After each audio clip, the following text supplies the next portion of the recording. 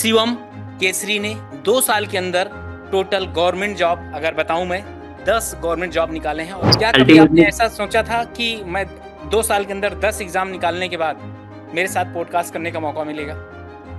बिल्कुल नहीं सर, बस चाहते थे आपके साथ पॉडकास्ट होना, बट सोचा नहीं था कि हो पाएगा। ऐसा लगता है जितने भी डिप्लोमा होल्डर बच्चे होते हैं इनका बेस बहुत मजबूत यस, यस सर, उनके पास हार्ड वर्क करने की सर वो है ना, कैपेबिलिटी होती है। है। उतनी समय के काफी ऐसे बच्चे हैं जो आज आईएएस निकाले हैं, जिनको मैंने पढ़ाया, रविंद्र शुक्ला, आपने भी सुना होगा कॉलेज में। Yes, yes. आईईएस बहुत बच्चे निकाले हैं। और गेट में अगर बात किया जाए ऑल इंडिया रैंक 5, 6, 7 इस तरीके से वो सारे बच्चे आज क्वालिफाइड हैं।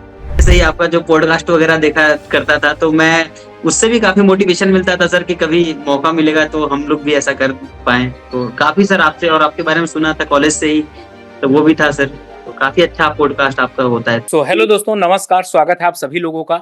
आज ये पॉडकास्ट आप सभी बच्चों के लिए बहुत खास, बहुत इंपॉर्टेंट होने वाला है, क्योंकि आज हमारे साथ हैं शिवम केसरी, जो एक डिप्लोमा होल्डर हैं।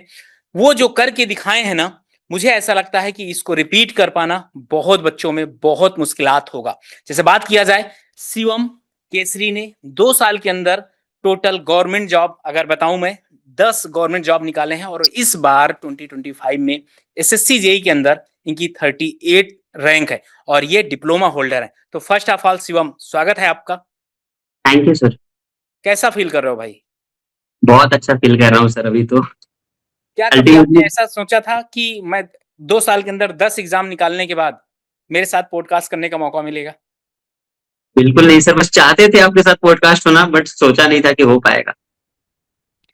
तो शिवम, थोड़ा सा आप अपनी जर्नी के बारे में बताइए। सर बेसिकली मैं उत्तर प्रदेश सोनभद्र का रहने वाला हूँ।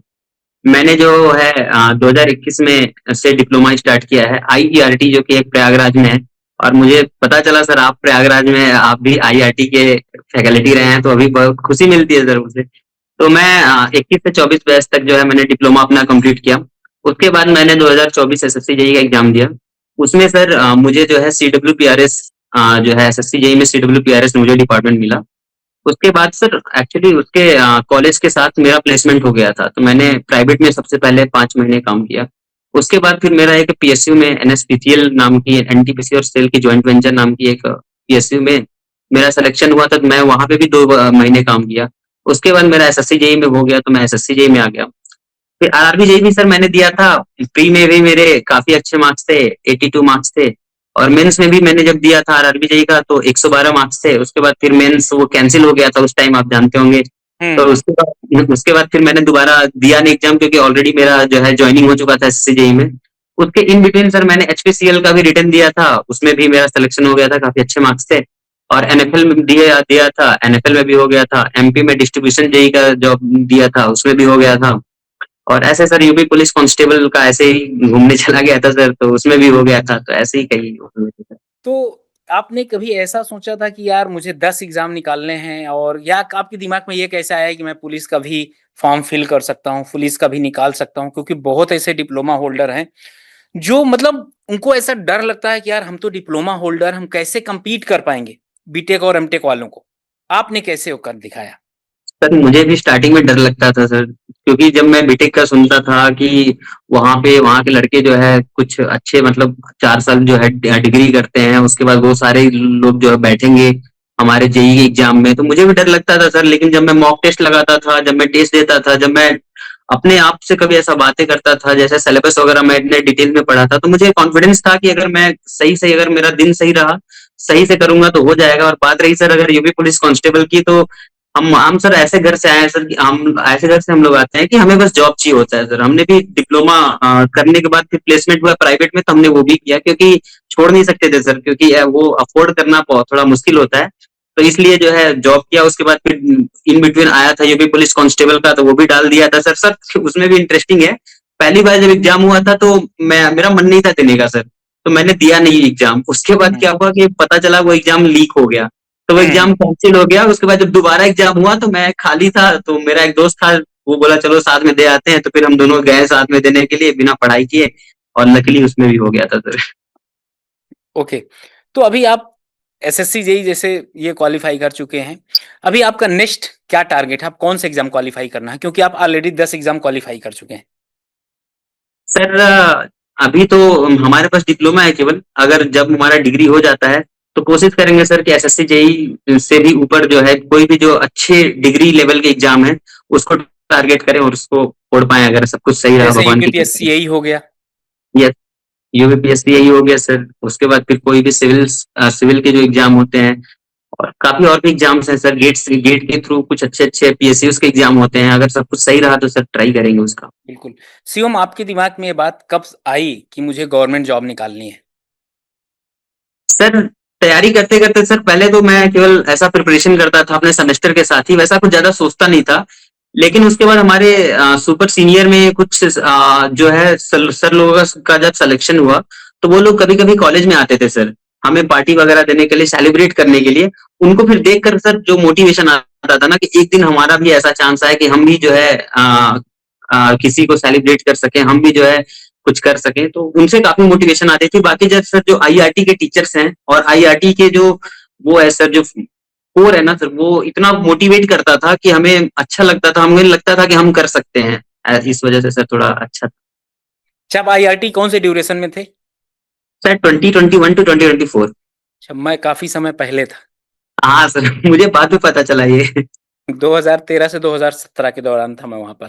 हाँ सर, पता चला सर उसके बाद जो हमारे टीचर थे जैसे मनोज गुप्ता सर, आप जानते होंगे। बिल्कुल, हमारे साथ वो 2013-14 में वहीं पढ़ाते थे। हाँ, उनसे मेरी बात हुई, वो सर आपके बारे में बताते रहते थे कि आप बहुत, अभी आपने उसके बाद फिर वहां पे डिग्री में आप पहले जो है वहां पे आप ट्यूटर थे, उसके बाद फिर आपने करियर अड्डा ज्वाइन किया, तो आप हम्म। पहले से ही सर मैं जानता था आपको। ओके। तो हाँ। मतलब जैसे आईआरटी में आप आईआरटी से डिप्लोमा किए हैं, लेकिन बहुत ऐसे डिप्लोमा वाले बच्चे हैं ना, बहुत डरते हैं। तो हम्म। आईआरटी के बच्चों में क्या खास है? सर क्या आईआईटी के पोटेंशियल है जो दूसरे के बच्चों में होना चाहिए? सर आईआईटी के बच्चों में सबसे जो खास बात यह है ना कि आईआईटी के बच्चे जो है सर एक टफ एंट्रेंस एग्जाम देकर के आए हुए होते हैं सर। और उस जो एंट्रेंस एग्जाम देकर के जो आए हुए होते हैं ना सर, तो उनमें ऑलरेडी वो लोग कहीं ना कहीं के टॉपर हुए होते हैं। जब वो यहाँ पर आते हैं ना तो सारे जो अच्छे बच्चे एक ही जगह पे जब गैदर होते हैं तो सर उनके अंदर एक कंपटीशन की भावना होती है। ऊपर से जो इलाहाबाद का जो माहौल है वो हमेशा से कॉम्पिटिटिव रहा है, तो हमें एक दूसरे से कंपटीशन करने का, ऊपर से जो आईआईटी का वो है कि अगर आप नहीं पढ़ोगे तो आपको बैग भी लग सकता है, आपका ईयर बैग भी लग सकता है। तो पढ़ने की जो हैबिट डेवलप होती है सर आईआईटी में, वो काफी मतलब अदर पॉलिटेक्निक, मुझे ऐसा लगता है कि अदर पॉलिटेक्निक की तुलना में थोड़ा सा बेहतर ही है। क्योंकि यहाँ का जो कंपटीशन होता है जिससे हमें हमेशा लगता है कि हमें जो है अपने दोस्त से आगे जाना है, फिर मेरे दोस्त को लगता है कि हमें इससे आगे जाना है, तो ये सर वो एक तरीके से पॉजिटिव कंपटीशन अच्छा लगता होता है सर, वो अच्छी बात है वहां पे। बाकी कॉलेजों की कंपैरिजन तो मैं क्या करूं, मुझे ऐसा लगता है, शायद आपको पता है कि नहीं, 1989 में वो एशिया का नंबर 1 कॉलेज था। शायद पता बिल्कुल। होगा आपको, ठीक ना? बिल्कुल और सर। हाँ। आईआईटी एक ऐसी जगह है जहां पर अगर डिप्लोमा में आपका एडमिशन हो जाता है, इसका एक मैं वाक्य बताता हूं, जब मैं पढ़ा रहा था वहां पर, तो मतलब वो बच्चे जो डिप्लोमा वाले थे यार, इतना ज्यादा सर्वे करते थे, पूरे कॉलेज का एक एक कोना नहीं यस छूटा होगा जहां उन्होंने मार्क ना किया हो, ठीक सर। ना? सर हम हाँ, इलेक्ट्रिकल के हो के हमने जो एक सेमेस्टर, सेकंड सेमेस्टर में हमारा एक सिविल का सब्जेक्ट था, हमने उसमें सर्वे किया था, इलेक्ट्रिकल के हो के हमने। सर्वेइंग, हाँ मालूम है। और जैसे कि मैं एक बार बताऊं, ऐसा हुआ कि डिप्लोमा में सर नहीं थे, तो मुझे बोला गया कि सर आप दोनों लोगों को जाकर ये सर्वे करवा दीजिए। मैंने बच्चों को इंस्ट्रूमेंट दिया कि जाओ भाई, टोटल स्टेशन है, जाओ बच्चों सर्वे करके आओ। तो वो पता है, मतलब बीटेक वाले जो थे वो आके आधा एक घंटे में लाए, सर बहुत तेज गर्मी है, गर्मी थी, अप्रैल मई का महीना था, बोले बहुत तेज गर्मी, सर रख दिए। लेकिन डिप्लोमा वाले 2 बजे के बाद आए। हम्म। मतलब उस दिन मुझे इस बात का रियलाइज हुआ, और मुझे पता था कि ये बच्चे, क्योंकि उनको जब भी देखो, सुबह 9 बजे देखो तो पहुंचे रहते हैं, कुछ ना कुछ करते रहते हैं, और शाम के 4 बजे 5 बजे तक रगड़ के पढ़ाई करते थे।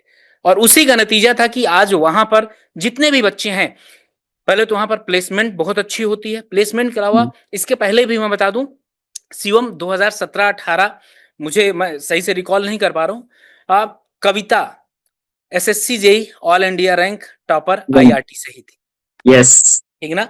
और उनकी भी दूसरे हम्म। दूसरे वो हो शिवम, जो आप, जिनके साथ मैं पॉडकास्ट कर रहा हूं, अपने ही पढ़ाए हुए, अपने ही कॉलेज के बच्चे के साथ, जो 2 साल के अंदर 10 एग्जाम क्वालिफाई किए हैं।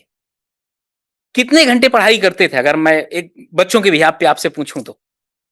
सर ऐसा सच बताऊं तो घंटा कभी भी नहीं फिक्स किया, बस टारगेट सोचता था कि अगर आज जो है मैं किसी का अगर यूट्यूब पे अगर बुक से नहीं पढ़ रहा हूँ, अगर मैं यूट्यूब से किसी का लेक्चर देख रहा हूँ, तो मैं ये कोशिश करता था हमेशा कि अगर मैं 7 वीडियो का मेरा टारगेट है, 8 वीडियो का टारगेट है, तो वो एनी हाउ मैं कंप्लीट करूँ। सर मैं कभी सुबह पढ़ने पढ़ने वाला लड़का नहीं हूँ, मतलब मैं सुबह हमेशा से लेट उठता हूँ, बट ये है मैं देर रात तक मैं जाग करके कोशिश करता था उसको जो है सिलेबस कंप्लीट करूँ। और फिर भी अगर नंबर और आवर्स की बात करें सर, तो अगर अच्छा दिन प्रोडक्टिव दिन है सर मेरा, तो आराम से 8-9 घंटे तो सर मैं करता ही था मिनिमम। मिनिमम क्या ओके। मैक्सिमम जो भी। अच्छा, सिलेक्शन के लिए कॉन्सेप्ट कितना इंपॉर्टेंट रोल प्ले करता है?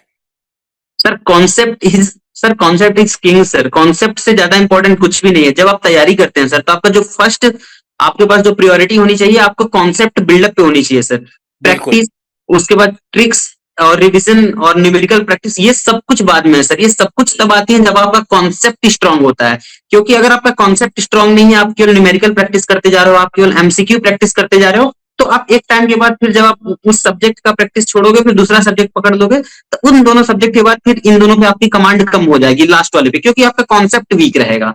अगर आप एक बार कॉन्सेप्ट का स्ट्रॉन्ग कर लोगे, तो आपका सबसे कितने फायदे होते हैं सर। जैसे आपका रिवीजन में टाइम कम लगने लगता है। कॉन्सेप्ट स्ट्रॉन्ग है, तो जब आप रिवीजन करोगे, तो आपको कॉन्सेप्ट में रियलाइजेशन हो जाएगा कि हमें इसका ये होगा, इसका ऐसे होता है, तो उसमें टाइम बचता है। उसके बाद आप कॉन्फिडेंस आता है। और थर्ड थिंग सर, जो आपको एमसीक्यू आप सॉल्व करते हो ना, तो कॉन्सेप्चुअल क्वेश्चन जो रहते हैं, वही मेरिट डिसाइड करते हैं। कॉन्सेप्चुअल क्वेश्चन और न्यूमेरिकल क्वेश्चन, उनको अगर आप टैकल टैकल कर जाते हो, तो आप फिर सिलेक्शन की रेस में आ जाते हो। ओके। जैसे शिवम, आपने एसएससी जेई 2 टाइम क्वालिफाई किया है। अगर मैं आपसे बोलूं कि आपको याद है सीबीटी 1 में कितने मार्क्स थे और सीबीटी 2 में कितने मार्क्स थे?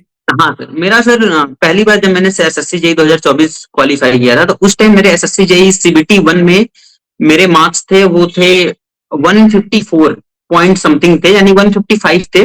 और सीबीटी 2 में उस टाइम मेरे थे 272 मार्क्स थे। और ओके। टोटल जो थे वो मेरे 427 पॉइंट समथिंग थे मार्क्स उस टाइम जो है 2024 में। और 2025 में जो मेरे थे सीबीटी 1 में जो मार्क्स रॉ मार्क्स थे, वो 165 थे। नॉर्मलाइज के बाद वो 160 हो गए थे सीबीटी 1 में। और सीबीटी 2 में जो है अभी आया नहीं सर स्कोर कार्ड, तो अभी उसका बता नहीं सकते। अच्छा, इस बार का आप बताइएगा 2025 के लिए आपका 165 मार्क्स बहुत हम्म। बड़ी अचीवमेंट है। बहुत बच्चों का सपना होता है कि यार मतलब इतने नंबर आपने कैसे गेन किया? रीजनिंग में आपके कितने थे, टेक्निकल में आपके कितने थे, जीएस में आपने कितने थे, ये पहले बताइए आप। सर मेरे इस बार रीजनिंग में जो है मैंने 50 अटेम्प्ट किए थे, 49 करेक्ट थे, एक इनकरेक्ट था, तो 48.75 मेरे रीजनिंग में 75। थे। उसके बाद फिर मेरे टेक्निकल में 89 मार्क्स थे। और कितने अटेम्प्ट अराउंड किए थे भाई? टेक्निकल सर मैंने ऑलमोस्ट 96 के आसपास, 96 से 97 के आसपास अटेम्प्ट किए थे। और कुछ मेरे 2-3 क्वेश्चन, 4 क्वेश्चन गलत थे, बाकी ऑलमोस्ट मेरे सही थे सर। और बात करें सर जीके जीएस में, जीएस। हाँ। उसमें उसमें सर मेरा पिछले बार से मेरा कम था, क्योंकि मैंने जीके, मैं जॉब में था, तो सर मेरा थोड़ा मन नहीं करता था जीके जीएस पढ़ने का, तो इस वजह से मैं उसको पढ़ नहीं पाया था। तो शायद 20-22 के आसपास रहे होंगे अंदाजन, अभी देखा नहीं तो याद नहीं है सर। रीजनिंग आपने इतना एक्यूरेसी कैसे लाए रीजनिंग के अंदर? सर रीजनिंग सर मेरा पहले से ही काफी अच्छा, मुझे लगता है कि रीजनिंग मेरा पहले से ही काफी अच्छा था। बस उसमें सर सबका ही अच्छा होता है, बेसिकली जो है उसमें टाइम मैनेजमेंट हर का खेल इंजीनियर्स होता का है। अच्छा होता है। हाँ, उसमें सर बेसिकली टाइम मैनेजमेंट का होता है। रीजनिंग आप कर पाते हो वो इंपॉर्टेंट नहीं है, आप कितने टाइम में उस क्वेश्चन को कर पाते हो वो इंपॉर्टेंट है। इस बार जी। सर 50 सीबीटी 1 में इलेक्ट्रिकल में जो है 100 में से ऑलमोस्ट 50 क्वेश्चन न्यूमेरिकल थे, वो भी अच्छे न्यूमेरिकल थे। तो उसमें यही है कि आप अगर रीजनिंग को, मैंने चूंकि इस बार जो है 20 मिनट के अंदर में भी लगभग 16-17 मिनट में कंप्लीट कर दिया था 50 क्वेश्चन, तो इस वजह से मुझे न्यूमेरिकल करने के लिए टाइम काफी मिल गया सर। नहीं तो मेरा भी टाइम कम पड़ता। तो वो बस टाइम मैनेजमेंट अच्छा होना चाहिए सर रीजनिंग के लिए। अच्छा, जीएस में अगर मैं आपको एक मौका दूं तो जीएस को कैसे आप सुधारेंगे? अगर मैं फिर से सर मैं अगर आपको बोलूं कि एक बार और आपको एसएससी जेई देने का मैं मौका दे रहा हूं, जीएस हाँ को किस तरीके से टैकल करेंगे आप? सर, सबसे पहले तो मैं अपना जितने आर्टिकल मैंने पढ़े थे, उस सारे जो पॉलिटी के आर्टिकल्स मैं पूरी तरीके से रिवाइज करूंगा। इस बार मैंने हिस्ट्री थोड़ा सा भी नहीं पढ़ा, केवल थोड़ा हल्का सा मॉडर्न हिस्ट्री देखा था। वो मैं पूरा एंशियंट से लेकर के मॉडर्न तक पूरा रिवाइज करूंगा उसको अच्छे से, और कुछ क्वेश्चन प्रैक्टिस करूंगा। और मैं सर जियोग्राफी में जो सब कुछ मुझे अच्छा नहीं लगता जियोग्राफी में पढ़ना फॉर द जेई एग्जाम, तो मैं कोशिश करूंगा कि जितने जो है दर्रे हैं, और ऐसे जो इम्पोर्टेंट इंपॉर्टेंट नदियां हैं, और फिर कुछ जैसे जीव अभ्यारण्य है, ये सब जो चीजें मैं उसको कॉन्सेप्चुअली याद करूं और उस पर प्रैक्टिस करूं। और कुछ जो है सर लेटेस्ट जो वो है करंट अफेयर्स है, मैं 4-6 महीने का सब कुछ उसको कंप्लीट कर सकूं। मैं ऐसा कोशिश करूंगा कि ये सब 4-6 महीने के करंट अफेयर्स जो है रोज 1-1 घंटे उसके उसके लिए दूं, और जो भी टीचर यूट्यूब पे लाइव पढ़ाता है उसका मैं कंप्लीट कर सकूं। क्या गाइडेंस है आपकी तरफ से बच्चों के लिए जो डिप्लोमा होल्डर हैं, खासकर जो कि कहीं नहीं कि कुछ बच्चे पता नहीं क्या होते हैं, जब बैच में आते हैं ना बहुत ज्यादा डरे होते हैं, उनके लिए क्या संदेश आपकी तरफ से कि शेर जैसे दहाड़ना है अब? अगर डिप्लोमा वालों के लिए मुझे बताना है तो यार, सबसे पहले तो आप लोग डरो मत। कोई भी कंपटीशन हो, एसएससी जेई हो, आरआरबी जेई हो, डिप्लोमा वाले कोई भी एग्जाम आराम से क्रैक कर सकते हैं। क्योंकि यहाँ पे जो है आपको ट्रिक्स का गेम है सर, कि आप जो है नहीं, कितने। मुझे ऐसा लगता है जितने भी डिप्लोमा होल्डर बच्चे होते हैं इनका बेस बहुत मजबूत। यस, यस सर, उनके पास हार्ड वर्क करने की सर वो है ना कैपेबिलिटी होती है। अगर वो उसी हार्ड वर्क के साथ जो है अपने आप को कॉन्फिडेंस, कई डिप्लोमा वाले होते हैं सर जो स्टार्टिंग में ही थोड़ा सा रहता है कि इतना बड़ा एग्जाम है, बीटेक वाले दे रहे हैं, उसमें कुछ एनआईटी आईआईटीज वाले भी बैठते बिल्कुल हैं। बिल्कुल। हाँ, तो उनको लगता है कि हम कैसे कंपटीशन कर पाएंगे, पर ऐसा नहीं। अगर आपका बेस स्ट्रांग है और आप जो है केवल बेस स्ट्रांग कर लो, एक बार जो है पूरा सिलेबस मन से पढ़ लो, हैंड रिटन नोट्स बना लो, उसके बाद फिर अपना तुम रिवीजन करो और केवल जो है प्रैक्टिस करते रहो। प्रैक्टिस अगर करते रहोगे तो तुम्हारा सिलेक्शन 100% फिक्स है। अगर तुम डिप्लोमा हो, और मुझे लगता है डिप्लोमा वाले ज्यादा आसानी से क्रैक कर सकते हैं, क्योंकि उनको जो है न्यूमेरिकल जिस तरह के डिप्लोमा में पढ़ाए जाते हैं उसी तरह के एग्जाम में आते हैं। जो बीटेक वाले होते हैं सर, उनको जो है गेट ओरिएंटेड भी कुछ न्यूमेरिकल पढ़ाए जाते हैं, तो वो सब नहीं करना। जो डिप्लोमा वाले को सच में उनका सेमेस्टर में न्यूमेरिकल्स होते हैं, उन उस टाइप की न्यूमेरिकल करते जाओ और अपना कॉन्सेप्ट क्लियर करते जाओ, तो तुम्हारा सिलेक्शन आराम से हो जाएगा। अच्छा, सीबीटी 2 में अगर मैं बात करूं, सीबीटी 1 के बाद सीबीटी 2 में आपके कितने मार्क्स थे, रॉ मार्क्स, अगर कुछ अंदाजा जब आपने नंबर मिलाया हो? हाँ, ड्रॉ मार्क्स सर सीबीटी 2 में इस बार मेरे 250 थे सर। 248 या फिर 250 के आसपास थे। कैसे मतलब क्या किए थे सीबीटी 1 के बाद सीबीटी 2 के दौरान में आपने क्या कॉन्सेप्ट पढ़ा था, टेस्ट सीरीज लगाया था, क्या किया था आपने? सर मैंने इस बार, क्योंकि थोड़े से कम पहले के कंपैरिजन में, पहले बार के कंपैरिजन में कम मेहनत किया था, तो इस बार मैंने जो है केवल एक बार अपना पूरा के पूरा जो है टेक्निकल का सिलेबस रिवाइज किया था। रिवाइज करने के बाद उसको जो है एक बार फिर से रफली दोबारा देखा था। उसके बाद जो जो टॉपिक पीबीटी 1 में नए पूछे जा रहे थे, क्योंकि वेंडर चेंज था, तो मुझे पता था कि आइडिया था कि कुछ कुछ नए टॉपिक फिर से पूछेगा, तो जो जो टॉपिक नए पूछे जा रहे थे उसको थोड़ा अलग से पढ़ा था। उसके बाद मैंने जो है केवल 3 टेस्ट लगाए थे सर इस बार सीबीटी 2 में। वो भी बस। तीनों टेस्ट वो थे जो प्रीलिम्स में आए हुए थे, टेक्निकल के तीनों चारों शिफ्ट के। वही मैंने केवल लगाए थे, क्योंकि मुझे पता था सर कि इसमें पीवाईक्यू वगैरह करने से ज्यादा फायदा नहीं होगा, क्योंकि वेंडर चेंज है, उसका जो है बनाने का तरीका चेंज है। मैंने प्री में देख लिया था, तो ज्यादा मैंने पीवाईक्यू वगैरह ऐसा कुछ लगाया नहीं। नहीं तो आप पहले से एक जॉब में थे तो आपके पास टाइम की कमी थी? नहीं सर, टाइम की कमी कभी नहीं रही, क्योंकि यहाँ पे मैं CWPRS में जो है सर बहुत अच्छा चिल माहौल है सर, बहुत। तो CWPRS आप क्यों छोड़ रहे हैं? आ, सर CWPRS सब कुछ अच्छा है सर, बट यही है सर कि यहाँ पे थोड़ा सा करियर ग्रोथ जो है, प्रमोशन पॉलिसी थोड़ी सी स्लो है। और सर थोड़ा घर से काफी ज्यादा ही दूर हूँ सर, जैसे 1500 किलोमीटर घर के हूँ। तो मैं बिल्कुल कोशिश कर रहा हूँ कि अगर मैं जितना नियरेस्ट घर के आसपास जा, क्योंकि यहाँ से सर घर जाने के लिए मुझे 1-2 महीने पहले प्लान करना पड़ता है, और इस वजह से फिर मैं सोचता हूँ थोड़ा सा घर के पास हो जाऊं। बाकी कोई विशेष, सर सच बताऊं तो यहाँ पे जितना फ्रीडम, जितना चिल और जितना अच्छा सिटी है, एक्स क्लास सिटी है सर, सैलरी मुझे नहीं लगता कि एसएससी जेई में कोई भी और, बीआरओ को छोड़ दीजिए क्योंकि उसका हार्ड थोड़ा ड्यूटी होता है, हम तो इस वजह से उनको सैलरी ज्यादा है। तो इन हैंड सैलरी CWPRS के अलावा किसी भी एसएससी जेई के डिपार्टमेंट में इनिशियल में मिलता होगा, तो ओके। ये है। यस, क्योंकि सर एक्स क्लास सिटी है ना, तो 30% एचआरए हमेशा फिक्स है, तो अच्छा सैलरी मिल जाता है सर। तो मुझे ऐसा लगता है कि आपकी बातों से कि आप घर के पास आने के लिए ही एसएससी जेई 2025 निकाला है। हाँ जी सर, कह सकते हैं। तो यहाँ पर आप बच्चों को थोड़ा सा और एक चीज ये बता दीजिए कि जो बच्चे आपके साथ सीबीटी 2 का एग्जाम दिए थे एसएससी जेई 2025 में, उनके हम्म। लिए क्या गाइडेंस है आपकी तरफ से? किस तरीके से प्रिपरेशन करें वो कि उनका 2026 में सिलेक्शन हो जाए?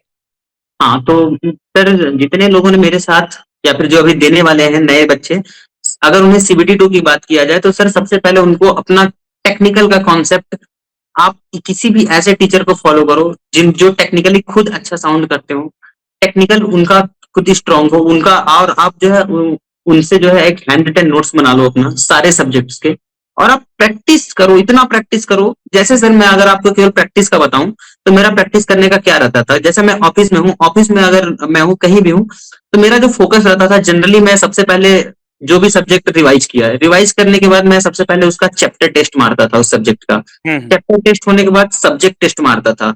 सब्जेक्ट टेस्ट होने के बाद फिर मैं जो है सेक्शन टेस्ट मारता था। सेक्शन टेस्ट होने के बाद फिर मैं जो है पूरा मॉक टेस्ट मारता था। तो ऐसा कभी, और सर ये मैं ऑफिस में हूँ, ऑफिस में 10 मिनट मिलता, 10 मिनट खाली हूँ तो खाली रहता था, तो उस बीच में मार लेता था। तो कभी भी जहां पे भी मुझे टाइम मिलता था सर, मैं यही सब कर लेता था। तो उसके सबसे ज्यादा मुझे बेनिफिट सर टेस्ट सीरीज से हुई, क्योंकि मैं टेस्ट बहुत ही ज्यादा मारता था, खासकर सब्जेक्ट टेस्ट, चैप्टर टेस्ट और सेक्शन टेस्ट। ओके, तो बच्चों को क्या सीक्वेंस रखना चाहिए अपना? एक बार बच्चों को बताइए कि concept, PYQ, MCQ, subject test और टेस्ट सीरीज, क्या इनको सीक्वेंस रखना चाहिए? क्योंकि बहुत ऐसे बच्चे होते हैं ना जो गलती ये करते हैं कि वो आते हैं पता नहीं कहाँ से, अगर उनको कोई टीचर बता दिया कि 5,000 क्वेश्चन कर लो सिलेक्शन हो जाएगा, क्या ये पॉसिबिलिटीज हैं? ये सर बकवास या है सर, कुछ ये मतलब बोलते हैं कि पीवाईक्यू कर लो तब भी सिलेक्शन हो जाएगा? ये सर सब एकदम बकवास है सर। आप पीवाईक्यू कर लो, 5,000 क्वेश्चन कर लो, ये सब कुछ नहीं। सबसे पहले अगर मैं सर अगर बात करता हूँ, जैसे कोई लड़का अभी डिप्लोमा में है, अभी मान लीजिए एडमिशन किया है, तो सर सबसे पहले उसका अप्रोच ये होना चाहिए कि डिप्लोमा में जो टेक्निकल सब्जेक्ट पढ़ाए जा रहे हैं, उन्हीं टेक्निकल सब्जेक्ट को उसी सेमेस्टर में आप जो है कंपटीशन लेवल पे तैयारी कर लो। कि ऐसा ना रहे कि जब डिप्लोमा कंप्लीट हो तो उसी, जैसे आपने इलेक्ट्रिकल मशीन आप पढ़ रहे हो, तो ऐसा ना हो कि इलेक्ट्रिकल मशीन आपने एक बार सेमेस्टर के लिए छोटा सा हल्का सा पढ़ लिया, फिर जब डिप्लोमा कंप्लीट होने के बाद दोबारा उसको पढ़ रहे हो डिटेल में, दोबारा उसको नोट्स बना रहे हो। नहीं, उसी टाइम आप, इतना टाइम मिलता है, आप उसी टाइम जो है पूरा डिटेल में पढ़ के नोट्स बना लो। ऐसे ही कर करके सारे सब्जेक्ट के बस एक बार आप जो है अच्छे टीचर से पढ़ करके एक बार नोट्स अपना प्रिपेयर कर लो। उसके बाद क्या होगा सर कि आप जब ये आपका हो जाएगा सारे सब्जेक्ट के, जब आपने डिप्लोमा के साथ कंप्लीट कर लिए, या फिर अगर हो गया डिप्लोमा तो आप बाद में कर लो, लेकिन अगर आपके सारे सब्जेक्ट के नोट्स प्रिपेयर हो गए हैं कॉन्सेप्ट के साथ, तो आप फिर क्या करो, एक एक सब्जेक्ट को उठाओ, एक सब्जेक्ट को पकड़ो, उसको पूरा रिवाइज करो। रिवाइज करने के बाद फिर उसका टेस्ट सीरीज लगाना स्टार्ट करो। टेस्ट सीरीज में सबसे पहले कि चैप्टर टेस्ट लगाओ। चैप्टर टेस्ट जैसे इलेक्ट्रिकल मशीन है, इलेक्ट्रिकल हम्म। मशीन में सबसे पहले अगर ट्रांसफॉर्मर पहला चैप्टर है, तो पहला चैप्टर ट्रांसफॉर्मर के जो है चैप्टर टेस्ट लगा लो। चैप्टर टेस्ट लगा लिए, अब तुम्हें जैसे एसएससी जेई के चैप्टर टेस्ट लगा लिए, तो ऐसा नहीं कि फिर उसके बाद तुम सोचे कि 4-5 टेस्ट थे वो खत्म हो गए तो अभी मुझे सब्जेक्ट टेस्ट नहीं, फिर आप जो है आरआरबी जेई के चैप्टर टेस्ट लगाओ। उसके बाद एचपीसीएल जेई के चैप्टर टेस्ट लगाओ, इसरो के चैप्टर टेस्ट लगाओ, एनटीपीसी के चैप्टर टेस्ट लगाओ। ये मत देखो कि ये कौन से, क्योंकि ऐसा नहीं है क्वेश्चन, कोई क्वेश्चन इस किसी एग्जाम के लिए नहीं बना होता है, वो तो कोई भी क्वेश्चन किसी भी एग्जाम में आ सकता है। तो जहां भी आपको मिल रहा है और संसाधन मिल रहे हैं, वहां से आप बस उसको लगा लो, बस प्रैक्टिस कर लो। एक बार चैप्टर टेस्ट हो गया, फिर आप जो है मूव करो, जैसे एक सब्जेक्ट में 5-6 चैप्टर होते हैं, जब अलग अलग जो है रिवाइज करने के बाद चैप्टर टेस्ट हो गया, तो आप एक कंबाइंड सब्जेक्ट टेस्ट लगा लो कि आपका उस पूरे सब्जेक्ट पे कमांड है कि नहीं। वो पूरा सब्जेक्ट टेस्ट आपने लगा लिया। उसके बाद फिर आप जो है सेक्शन टेस्ट लगाओ, जैसे कि पूरा जब आपने सब्जेक्ट भी आपका पूरा हो गया, फिर आप जो है पूरा सेक्शन, यानी कि टेक्निकल आप लगाना चाहते हो तो पूरा का पूरा टेक्निकल टेस्ट लगा लो। टेक्निकल लगा लिया। उसके बाद फिर आप जो है इसी तरह रीजनिंग के तो जरूर एक टेस्ट जरूर पर डे मारने चाहिए, टाइमर लगा करके। आप चूंकि अगर अच्छे टेस्ट सीरीज वाले ऐप पे लगा रहे हो तो वहां पे टाइमर होता है, तो वो आप पर डे एक मारते रहो। जब आपका ये सब कुछ हो जाए तो आप उसके बाद मॉक टेस्ट मारना स्टार्ट करो। उसके बाद आप देखो कि आपका जो है ओवरऑल आपका कहाँ पे आप लाई कर रहे हो, आपकी रैंक क्या बन रही है, आप गलती कहाँ पे कर रहे हो, और सबसे ज्यादा इंपॉर्टेंट है एनालाइज करना। टेस्ट देने के बाद जो है आप एनालाइज कितना कर रहे हो, उस क्वेश्चन में आप कहाँ गलती कर रहे हो। कुछ कुछ क्वेश्चन होते हैं जिसको हम फिर सोचते हैं ए होगा कि बी होगा, ए होगा कि बी होगा, और हम मार देते हैं और वो सही हो जाता है। जब सही हो जाता है तो हम उस टेस्ट सीरीज में उसको एनालाइज नहीं करते कि यार वो तो सही हो गया है। लेकिन ऐसा नहीं करना है। जहां पे आप कंफ्यूज हो रहे थे ना, अगर आप उसको एनालाइज नहीं करोगे, एग्जाम में आ गया तो फिर से कंफ्यूज हो जाओगे। तो आप उसको सेव कर लो, सेव कर लो और बाद में कभी वैसे भले ही सही हो गया पर आप सेव कर लो और बाद में उसको रिवाइज करो। तो यही होना चाहिए सर बेसिकली। बिल्कुल बिल्कुल, आपने एकदम सही बताया है कि मैं 2-3 पॉइंटों को सम अप कर देना चाहता हूँ। जितने भी अभी कॉलेज गोइंग बच्चे हैं ना, आप लोगों से एक रिक्वेस्ट है, हर पॉडकास्ट में आपको बताता हूँ, आप जिस भी सेमेस्टर में है वो सेमेस्टर में जो आपके सब्जेक्ट हैं, कोर सब्जेक्ट, उनको अच्छी तरीके से आप लोग पढ़ाई कर लीजिए, और वही आपके आगे चल के एग्जाम में भी पूछे जाएंगे। पहली बात। दूसरी बात ये कि आप अपनी नोट्स खुद बनाइए, बढ़िया तरीके से बनाइए, और ऐसी नोट्स बनाइए कि उसको बार बार बनाने की जरूरत ना पड़े। वो आपका एक ग्रंथ हो जाए, ब्रह्मास्त्र हो जाए, कि उसको एक बार पढ़ लिया हूं, उसके बाद जितने बार पढ़ना, शॉर्ट नोट्स बनाना है, 100% आप बच्चों का सिलेक्शन हो जाएगा। ये जर्नी का श्रेय आप किसको देना चाहते हैं? सर इस जर्नी का श्रेय सबसे पहले मैं जो है अपने मम्मी और पापा को देना चाहता हूँ, मेरी दादी को देना चाहता हूँ, मेरे भाई-बहन को देना चाहता हूँ। उसके बाद सर फैमिली के बाद आईआईटी के जो टीचर्स हैं सर, इन्होंने मुझे बहुत मोटिवेट किया। हमेशा सर कई टीचर ऐसे हैं जैसे सुनील सर हो गए, श्री सुनील कुमार सर हो गए। उसके बाद फिर जो है बस श्री योगेश वर्मा सर हो गए। उसके बाद जो गेस्ट फैकल्टी में जो हमारे यहाँ कई अच्छे टीचर थे जैसे सजल सर हो गए, मनोज सर हो गए, उमेश सर हो गए, आनंद सर हो गए। तो ये काफी अच्छे टीचर थे सर जो हमेशा मुझे मोटिवेट किया कि कर सकते हो, आप बस ट्राई करो, और अपॉर्चुनिटी भी दी सर, कभी भी कुछ भी रहा तो वो हमेशा सहयोग करते रहे, हेल्प करते रहे। और सर मेरे फ्रेंड्स सर काफी अच्छी फ्रेंड्स है, हमारी सर्कल है, तो उन्होंने भी सर हमेशा से मोटिवेट किया। हम लोग कभी भी ऐसा बात करते तो पढ़ाई वाली बात भी होती थी, तो काफी अच्छा लगता था। और सर तीसरा जो सबसे ज्यादा मुझे लगता है इम्पोर्टेंट है सर, क्लास का इन्वायरमेंट सर। जो क्लास में जो इन्वायरमेंट था वो मुझे सबसे ज्यादा मोटिवेट किया। अगर मैं ऐसे कहीं किसी क्लास में रहता जहाँ पे सब लोग चिल रहते, कोई कोई आगे के नहीं सोचता, तो मैं भी वैसा ही करता, मैं भी आगे के नहीं सोचता। लेकिन हमारे क्लास में सर सब के सब कहीं ना कहीं सीरियस थे, दिखने में लगता था वो जब क्लास चलती थी, क्वेश्चन जो पूछते थे, तो वो काफी अच्छा लगता था सर। क्लास में बहुत सारे अच्छे अच्छे, मतलब बहुत सारे क्या, मेरे क्लास के सारे बच्चे मुझे लगता है कि वो जरूर कभी ना कभी अच्छा करेंगे, और काफी लोगों ने तो बहुत अच्छा कर भी लिया है सर ऑलरेडी क्लास के। बिल्कुल बिल्कुल, वो तो पता है कि जब मैं पढ़ा रहा था उतनी समय के काफी ऐसे बच्चे हैं जो आज हम्म, आईएएस निकाले हैं, जिनको मैंने पढ़ाया, रविंद्र शुक्ला, आपने भी सुना हम्म, होगा कॉलेज पे। यस, यस, आईईएस बहुत बच्चे निकाले हैं, और गेट में अगर बात किया जाए ऑल इंडिया रैंक 5, 6, 7 इस तरीके से वो सारे बच्चे आज क्वालिफाइड हैं। यहाँ पर अगर मैं आपसे एक चीज और पूछूं, तो जब आप कॉलेज पे थे तो इन्वायरमेंट आज भी वैसा मिल रहा है, सारे बच्चे पढ़ाई कर रहे हैं? सर मैं चाहता तो हूँ कि सर अभी भी अब ऐसा ही रहे, लेकिन वो जो होती है ना सर, अभी कुछ चीजें वहां पे काफी रिस्ट्रिक्ट हो गई हैं, जैसे रैगिंग रिस्ट्रिक्ट हो गई है। हाँ हाँ। मतलब मैं सोच चाहता हूँ सर कि वो रैगिंग भी बहुत वैसी ना हो, बट वो रैगिंग बहुत लाइफ का एक बहुत इम्पोर्टेंट पार्ट इंपॉर्टेंट है, होता है। वो तो बहुत इंपॉर्टेंट है। क्योंकि उसमें आप जो अपने आपका जो कैरेक्टर बिल्डअप होता है सर, जो आप सब कुछ करना सीखते हैं, सीनियर से इंटरेक्शन होता है, रैगिंग खत्म होने के बाद जो रेस्पेक्ट का भाव जो रहता था हमारा सीनियर, अभी वो धीरे धीरे कल्चर खत्म होता है, और जो सीनियर्स आपको जेन्युइन सजेशन देते थे वो भी सजेशन देने नहीं आते हैं। तो इस वजह से बिल्कुल। थोड़ा सा मुझे लगता है जो है वो कम अवेयरनेस आ पाती है, लेकिन अभी भी चूंकि सब कंपटीशन करके आते हैं तो सब अच्छे ही बच्चे हैं सर। जैसे आपने एक पॉइंट बोला था कि जिससे आप मोटिवेट होते थे कि आपके सीनियर्स जो हैं, आपके हम्म, सीनियर्स जो हैं, वो आते थे आपके हॉस्टल और आपको मोटिवेट करते थे। आप सिलेक्शन के बाद गए हो कि नहीं? सर अभी मैं हाल में होकर आया सर इलाहाबाद, लेकिन मेरा बैड लक ये था कि अभी कॉलेज में काउंसलिंग चल रही है, तो मैं जो है कुछ टीचर से मिल पाया। उसके बाद कोई बच्चे अभी थे नहीं, बट मैं जाऊंगा सर, जरूर जाऊंगा, तो मिलूंगा नहीं, सबसे। बिल्कुल जाइएगा। इंजीनियर हम्म। अड्डा आपकी कैसे और कितनी हेल्प किया?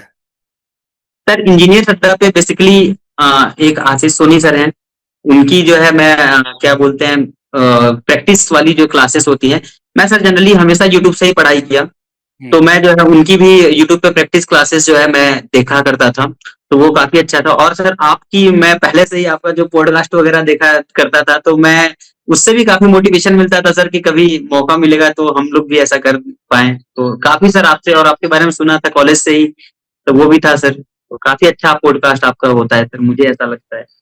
नहीं, थैंक यू शिवम, आप आए और बच्चों को बहुत अच्छे तरीके से गाइड किए।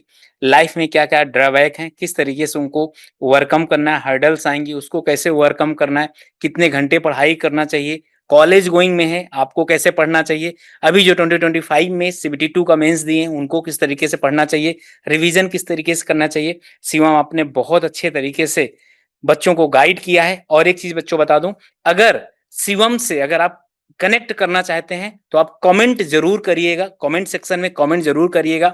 शिवम भाई डायरेक्टली आपको उसका जवाब देंगे और आपसे कनेक्ट भी होंगे वहां से, ठीक ना? बाकी पॉडकास्ट कैसा लगा जरूर बताइएगा। बने रहें इसी तरीके के पॉडकास्ट के लिए इंजीनियर अड्डा के साथ। Best wishes. Thank you sir.